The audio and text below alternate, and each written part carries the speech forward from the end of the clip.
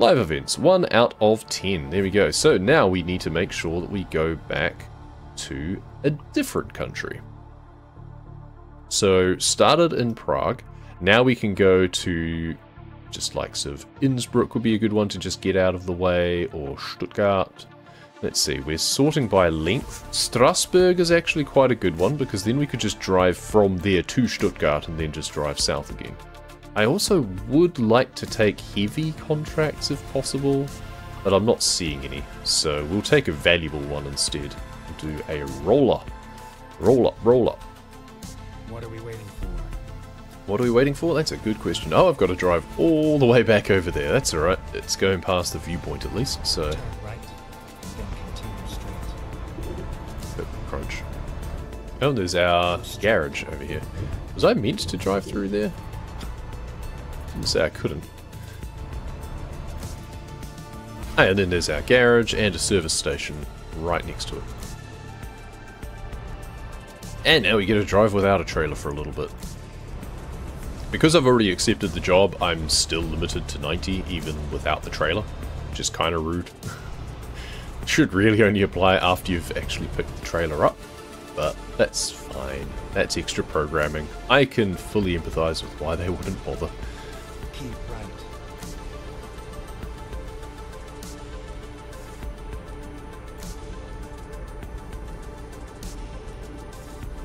Zurich City.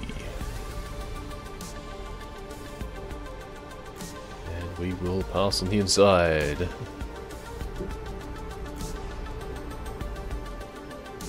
And we'll stop up at the viewpoint before we pick up the trailer, I think. Pretty much beating the game with the max of 355 AI drivers and own every garage. It's pretty much the end game. I hate to break it to you, but there is no end game in this.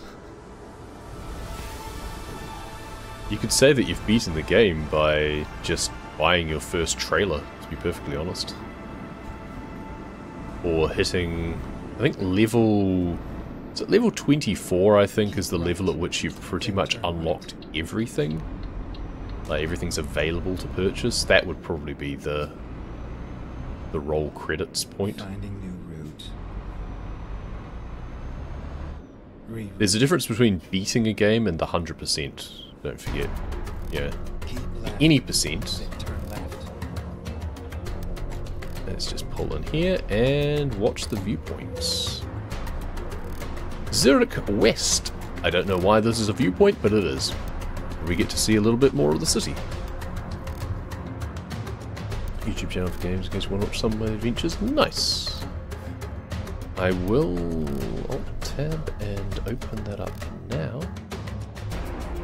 Also, you're lucky that it seems that CloudBot is not working, because normally I don't think links are allowed, but I always forget to actually test whether or not CloudBot's even working, so no harm done.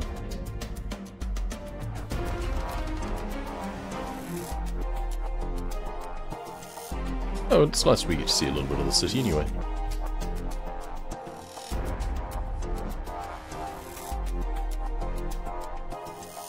Decided to try your luck? Yeah, I mean, the worst that happens is you get a short timeout, so it doesn't really matter. After level 100, there's no more labels, so that's in theory the end of the game. Again, that's kind of 100% talk, because in an RPG, you can finish the storyline and get the game credits and stuff without being max level, right? There's level 1 runs of games, so that doesn't qualify either. You've got to kind of think of something specific that you can do in the game that could be considered to be like the 100%, or no, not the 100%, the any percent end. It's an open-ended game. There really isn't something like that in this. The only time you get the credits is if you willingly want to click on the thing to look at it. You wouldn't call it an RPG. I mean, it is kind of like an RPG in that you do have levels and you do unlock things that have a real difference. Like, your skills progress your character to the point of unlocking different contracts or Turn left. improving your fuel economy. You know, that one makes no sense. The one of unlocking different contracts, that makes sense. One that just gives you magically better fuel economy, now that is an RPG element if I've ever heard of one. So it kind of is.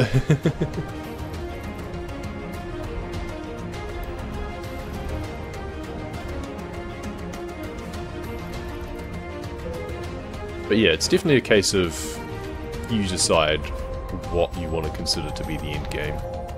I would probably say that just like visiting every city could be an end game. If you've at least been everywhere. Not 100% of the map, but visiting every city, maybe, or every capital. There is an all-capital cities speedrun, which is quite cool. I'd suggest you check it out. I keep wanting to learn the route and do one, and never get around to it. This is a role-playing game. You role-play as a truck driver. Exactly. It is literally an RPG. You are role-playing as a truck driver. I'm going to do the loop through here. Oh, now it's actually sending me out the other side of town. That's interesting. Oh, it wants me to loop all the way around. Oops, that's funny. What? Oh, this goes up and over. That's why it's sending me up and around there, because I can't come back once I go around here. Interesting. Okay. I did not realize that was what was happening here. That's fine. I like exploring, so I will probably be coming back to Zurich as part of this, because, you know, there's only 3 cities and we need to do 10 deliveries. At least 5 of them have to be spread between 3 cities, so...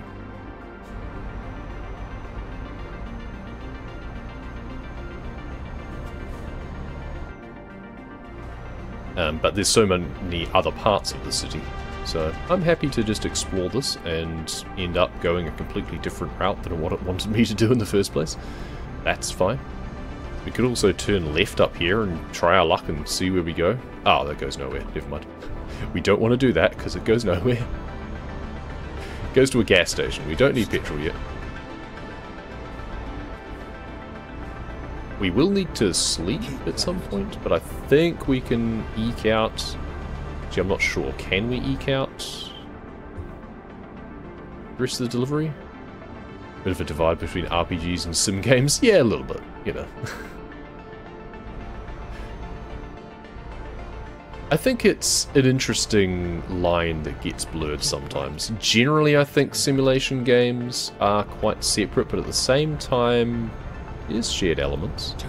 So you are technically playing a role, and there is often some form of progression in a simulation game.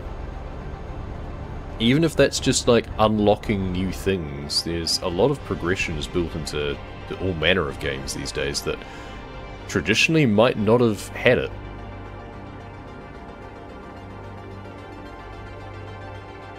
Yeah, like I've been playing a lot of Forza Horizon, and you know, it's a racing game, it's an arcade racing game, but at the same time they've put in a lot of RPG elements into that as well.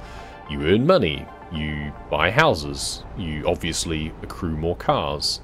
You also then can unlock skill points for those cars, which then give you different rewards. You then earn accolades as the like in-game achievements and stuff, so it's kind of like a role-playing thing. They've added like storyline components and stuff, so keep going towards Burn Basil, you get to your place. I'll be right there. Put the kettle on. Does it mean every game is an RPG? Yeah, basically. That's what I'm saying. That's why it's a bit of a sort of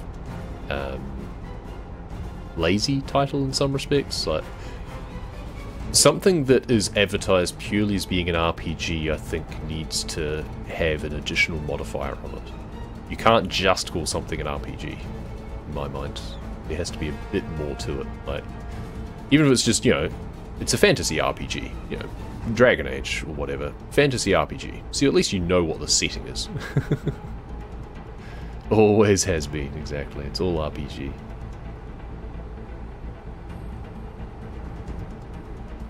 I generally think of an RPG, though, as one where you have more character agency in how you build your character and how you play a game. Whereas just more of an action or adventure game is one where, even though there may be RPG elements in terms of progression of a character, you are pretty set in what you must do. Like, I would not call Subnautica an RPG because you don't unlock anything for your character. You can get better gear to facilitate character choices, but you don't really have any character development, and there's a very linear progression. Yes, you can exercise some flexibility in exploring a little bit more or building different bases and stuff like that, but ultimately your story is told. You know, you must do certain story beats in a certain order in order to finish the game. There isn't really any choice. You don't get to choose different endings, for example.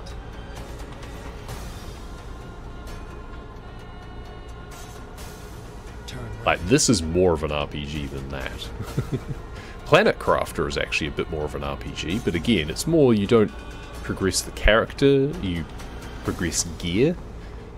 But there's different endings that you can choose based on your decisions within the game, so that's slightly more. Good chunk of RPGs are real-time strategies? Not really. I wouldn't call MMOs real-time strategy per se, and a lot of them are actually turn-based strategy. Like Final Fantasy games historically were turn-based strategy, not real-time.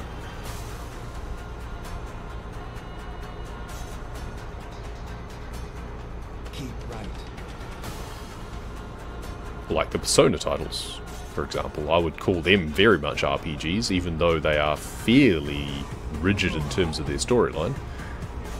But you can very much influence what ending you get, and other sorts of tie-ins, and what happens to other characters in the world also is determined by your choices within the game. Keep right, then exit right.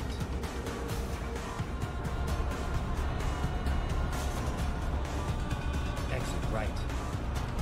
Just finished the first player of Baldur's Gate 3. Nice. Yeah, you can choose your ending.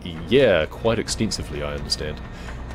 It's on my wish list. It's 20% off currently. For me, that's not quite enough. Like, I know I will get my money's worth, but I also know that I'm not going to actually get around to playing it anytime soon, so I'm not going to bother. I will pick it up on a much bigger sale somewhere down the line, and at a point that I'll actually put time into playing it. If anything, Baldur's Gate 3 intimidates me a bit as a game, because it feels like there's too much to do in it. And I'm just going to get complete analysis paralysis and never actually progress the game. It's at the point for me that I find games I'm more likely to want to play if I'm actually told what to do these days. Because that means that I have a much more encapsulated playing experience. Very long game, yeah, exactly. Could do a completely different experience if I replay it. That's what I've heard, is that, yeah, there's huge replayability. And that's the other thing, is that I'm assuming I even got around to playing it once, I'm not likely to find the time to play it more than once. Partly because I'm just spending so much time playing games like this instead. So, you know, it's a problem of my own making. I am acutely aware of that fact. If I spent less time speedrunning the same game over and over again, or delving into games like Planet Crafter, or spending a lot of time doing these sim games whenever an update comes out, July 2nd, the next Power Wash Simulator DLC releases. It's Alice in Wonderland themed, of all things. So you bet I'll be jumping in on that. It's one of the other reasons that I'm wanting to do this weekend. Oh, I'm starting to grey out. I get the opportunity this weekend to spend a lot of time beavering into a game because I don't have to take forced breaks. Anytime our daughter is in respite, that means that I don't have to take breaks every like hour, hour and a half to do stuff for her. So that helps. And I was able to start a little bit earlier, and I'll be going until I get too hungry to continue, basically, and have to take lunch. So we should get some quality time in this. I don't know whether or not I'll finish, because of the fact that you have to do... So it's minimum 200 kilometers, which, come to think of it, I didn't actually check, I just assumed that it would be, and I'm still 90 k's away, and I feel that I've already gone more than halfway, so I should be safe. But I've got to do 10 deliveries. My first one was like half an hour, so it's going to be hard to do all 10 in one session. It would not surprise me at all that we have to spread this over at least 2 days, but I can at least do some long sessions, get some good game time in, try and finish this one off, because I've only got until July 14th to finish this community challenge and do these 10 deliveries to and from Switzerland cities. So I'll try and do that. Now 58 minutes, and we've got 24 on our rest counter, but we don't start to black out until we go over it by an hour, so we should be good. We just need to sleep as soon as we do our delivery. Don't play that much and stick to the same games. Yeah, I have been, and that's the thing, is I don't play as much as I used to for a variety of reasons, and that has therefore led me to just sticking to the same games a lot more, and coming back to these old favourites instead of branching out as much. But at the same time, I always have the itch, and I want to play new games. But then I'll play a new game, and it'll be like Planet Crafter, where I'll jump into it and think, oh, this is a bit of fun, and then completely deep dive and find that, oh, actually, this is a lot more than I thought, and then get captivated by it. So, you know. And I'm also perpetually faced with the choice of now, do I just play this game casually, or do I want to play it on stream? Because if I want to play a game on stream, or record it, then I've got to put that time aside that I can dedicate specifically to that, as opposed to a game that I will just play like in the lounge and pause it when I need to and walk away and stuff like that. So it's tricky. If I could afford to stream full time and just play video games all day, then I would be able to get a lot more done, that's for sure. But unfortunately, the bills don't pay themselves.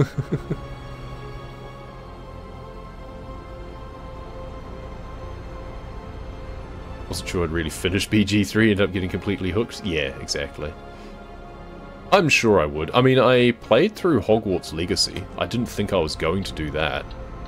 I got it for free with, well, I got a PS5 last year, because that really helps in terms of gaming addictions, just getting another console. But I picked it up partly for my wife's benefit as well, so she could play things, not that she really has, but yeah, it came with Hogwarts Legacy, and I thought, oh, I'll give it a try, and thought, oh, I'll probably get bored of it pretty quickly. Nope, ended up 100%ing it. Because while it was, yeah, there's a lot of holes in it. There's a lot of bad plot and UI decisions. It is definitely no perfect game, but it's captivating. And it was a bit of just casual fun. Flying around on the broom was fun, that's for damn sure. The combat was very samey. There was a huge difference between then the like BAU combat during the game progression and then the forced boss encounters in the storyline. Very jarring, I felt. Turn left, and then turn left. I honestly felt that there should have been a lot less combat. It made no sense to have that much combat in a game where you're a frickin' high school student. Or at least without it being separated somewhat. At least in Persona it all happens in a different, like, metaverse. It happens in a different reality. Oh good, I can just park it right in front of me.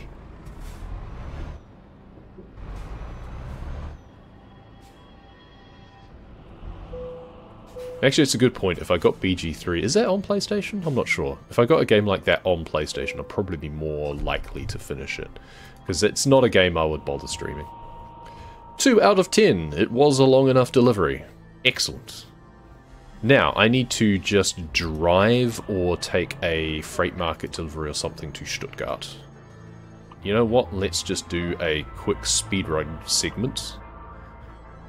And just... Oh, there's actually a photo opportunity. Okay, I guess that's probably from there. I'll put a marker there to remind myself.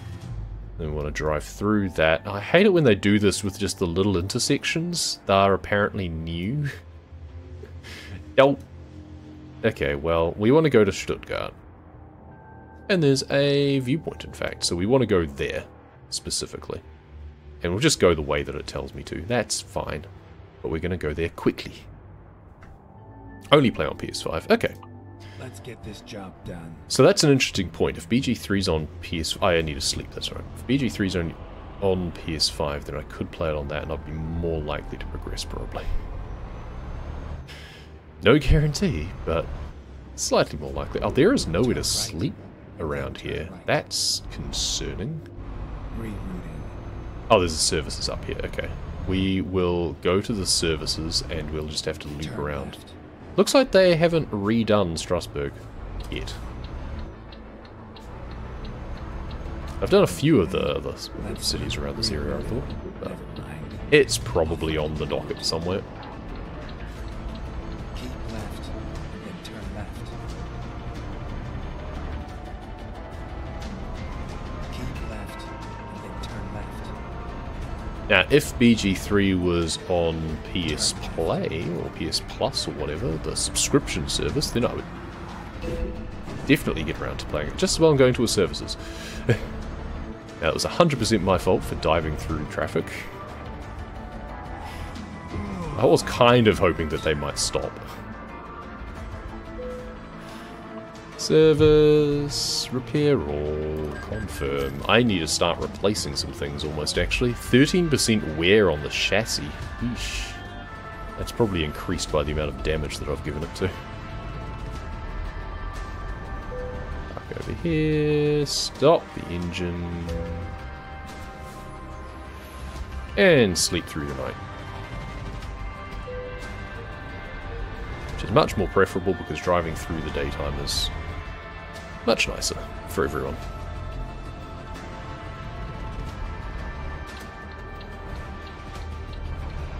Turn left.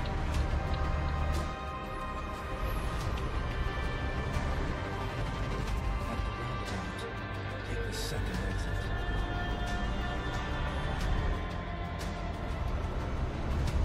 Alright, speedrun time. Exit now. See if we have the wrong gearbox, but fairly sure. Maybe not. 10th? Ah, yeah. Yeah. We've got like an 18 speed instead of the 10 speed. Better for cargo, though.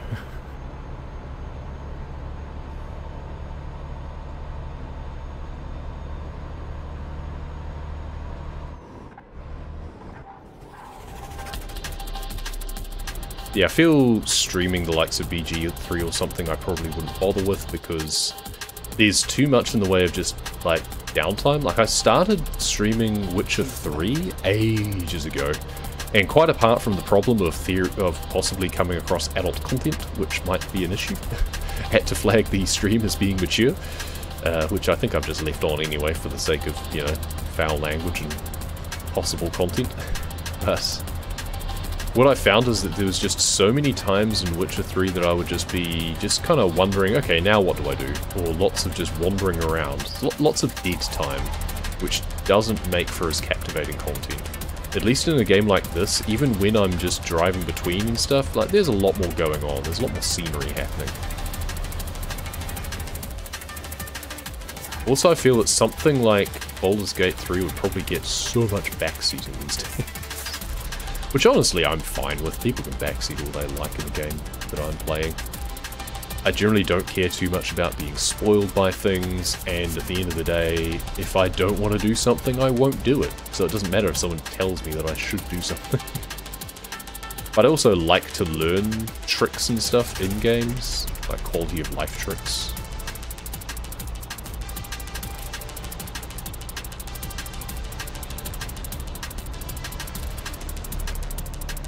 You ever finished Witcher 3? Also too much to do? Yep. I got as far as exploring Velen, and I still haven't made it to Skellige.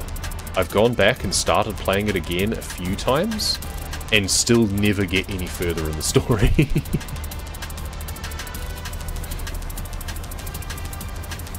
I think I got so far as I've rescued Dandelion?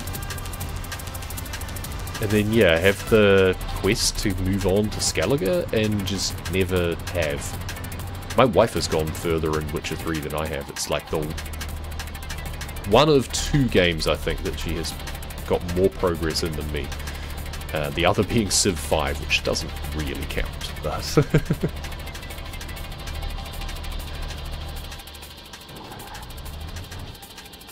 yeah, I should at least try and finish off the main storyline at some point. But, yeah, it's just so much to do.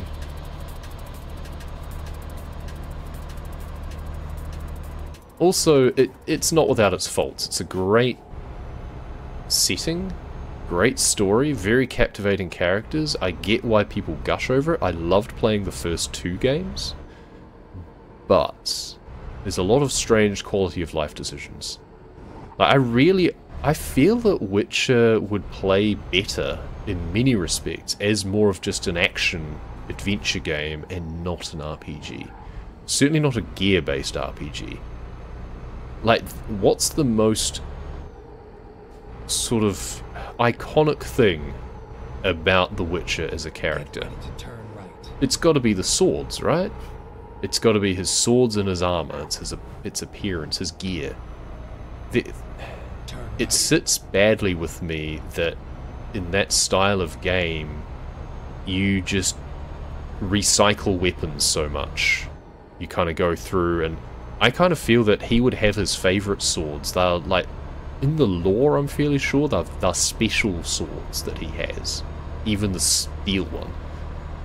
So it doesn't sit right to me that in that style of game you're then just going through and getting like gear upgrades and stuff like that and just churning through, and you just get the sort of number go bigger sort of mechanics. I don't think it fits.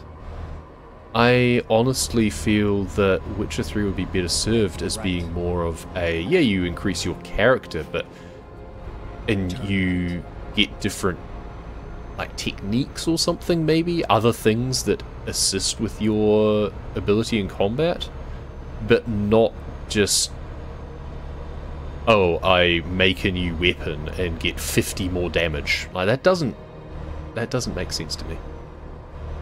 So that was the bit that I kind of lost a bit of interest in, is just the gear grind. And the idea that I just have to grind better gear in order to fight higher leveled monsters? Yeah, nah.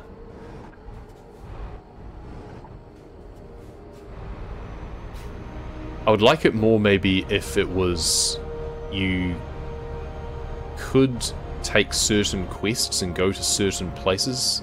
I forgot to take the screenshots. I set a marker and I got distracted. I just thought of it because there's another photo opportunity down there. And I completely forgot. Oh well, never mind. It caught me monologuing, and I forgot. Never mind. But yes, I think too many games started to lean into the gear, like the Diablo style. Got to increase the number. And I don't fully agree with it. I think it would be much more better if it was more character-based instead. And you unlocked new abilities, and you maybe strengthen your character through your journey, and maybe fortify your existing gear in certain ways as you moved around. You complete a certain quest, and a blacksmith helps by doing something, I don't know. Accentuating what you have, contributing to your story, instead of just throwing away what you had and replacing it completely with something else. Keep right. That and the durability system sucked ass. Crafting's a bit too much too? Yeah, exactly. Anyone coming? No. Apparently I have to turn right down this tiny little street. Okay. side quests are more of a story than the main story. Yeah, that's also true. Yeah, felt you kind of going nowhere. Yeah, they introduce the main story early on and like make it seem like you're in a race against time, and then dump you into this massive open world with so much to do. It's like, am I in a hurry or not? I guess I should have just concentrated on the main story instead, but it honestly feels to me that they should have done it more like a New Game Plus sort of thing, where you complete the storyline and you don't have any side quests available. You're just focusing on the storyline. Because why would Geralt get distracted from his main purpose in that story? You know, he's going to finish off what he sets out to do first. And then you finish the game, you finish the storyline, you get the credits, and then you end up back in Oxenfurt or something. And then you have all the side quests that you can do to further spend more time in that world, so you don't have to just start over again, and then you do some more of the side quest content. But then you've got no reason to do it, I guess, is the problem. But, I don't know.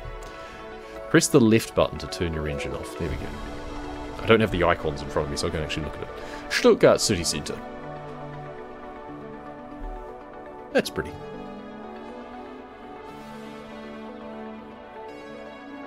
Have that issue with Final Fantasy VII Rebirth? So many minigames and things? Correct! Now, part of that is because that is a remake of the original Final Fantasy VII, and Final Fantasy VII harks back to a time when there weren't as many games all being released, and people were generally locked to specific consoles. So if you played PlayStation and you got Final Fantasy VII, you know, that was your game for the year, pretty much, or at least half of the year. You played that game and that game alone.